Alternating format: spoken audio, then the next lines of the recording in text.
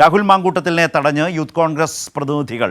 Youth Congress Idukki ജില്ലാ നേതൃസംഗമത്തിലാണ് സംഭവം ഉണ്ടായത്.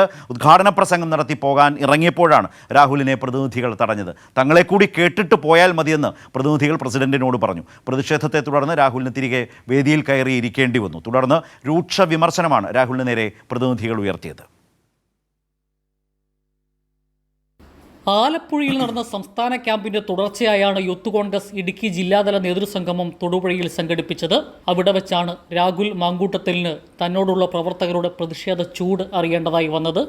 10 മണിക്ക് തീരുമാനിച്ച പരിപാടിക്ക് സംസ്ഥാന അധ്യക്ഷൻ 12:30 എത്തിയതിൽ തന്നെ പ്രവർത്തകരിൽ പ്രതിഷേധം രൂപപ്പെട്ടിരുന്നു. സ്വാഗത പ്രസംഗവും അധ്യക്ഷ പ്രസംഗവും നീണ്ടുപോയതോടെ രാഹുലിന്റെ ഉദ്ഘാടന പ്രസംഗം പിന്നെയും വൈകി. ഉദ്ഘാടന പ്രസംഗത്തിൽ ഇടുക്കിയിലെ കമ്മിറ്റികളെ രാഹുൽ ഏകാധിപതിയെപ്പോലെ വിചാരണ ചെയ്യുകയായിരുന്നു എന്നാണ് പ്രവർത്തകരുടെ ആദ്യ പരാതി. ഉദ്ഘാടന പ്രസംഗം കഴിഞ്ഞ് കോട്ടയത്ത് പരിപാടിക്ക് പോവുകയാണെന്ന് പറഞ്ഞിറങ്ങിയ രാഹുലിനെ പ്രതിനിധികൾ തടഞ്ഞു. ഞങ്ങൾക്ക് പറയാനുള്ളതുകൂടി കേട്ടിട്ട് പോയാൽ മതിയെന്നായി പ്രതിനിധികൾ. പ്രതിഷേധം കനത്തതോടുകൂടി രാഹുലിന് വേദിയിലേക്ക് തിരികെ കയറേണ്ടതായി വന്നു. പിന്നീട് രൂക്ഷ വിമർശനമാണ് പ്രതിനിധികളുടെ ഭാഗത്തു നിന്ന് ഉണ്ടായത്. സംസ്ഥാന അധ്യക്ഷൻ ഏകാധിപതിയെപ്പോലെ പെരുമാറുന്നുവെന്നും സംഘടനാ പ്രവർത്തനത്തിലല്ല പ്രസിഡന്റിന്റെ താല്പര്യമെന്നും പ്രതിനിധികൾ തുറന്നടിച്ചു. മാധ്യമ ശ്രദ്ധ കിട്ടുന്നിടത്ത് മാത്രമാണ് രാഹുൽ ഉള്ളത്. റീൽസ് ചെയ്യലല്ല സംഘടനാ പ്രവർത്തനമെന്ന് പ്രതിനിധികൾ സംസ്ഥാന പ്രസിഡന്റിനെ ഓർമ്മപ്പെടുത്തി.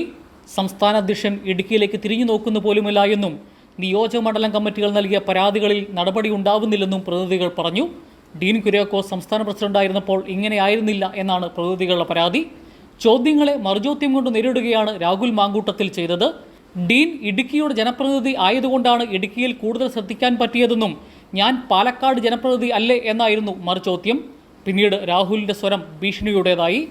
വയനാട് ഫണ്ടിൽ നിയോജക മണ്ഡലം കമ്മിറ്റികൾക്ക് നിശ്ചയിച്ച തുക ആഗസ്റ്റ് 15 മുമ്പ് തന്നില്ലെങ്കിൽ കമ്മിറ്റികൾ പിരിച്ചുവിടും എന്ന് ഭീഷണിപ്പെടുത്തിയാണ് രാഹുൽ ഇടുക്കിയിൽ നിന്ന് തിരികെ പോയിരിക്കുന്നത്. കൈരളി ന്യൂസ്, ഇടുക്കി.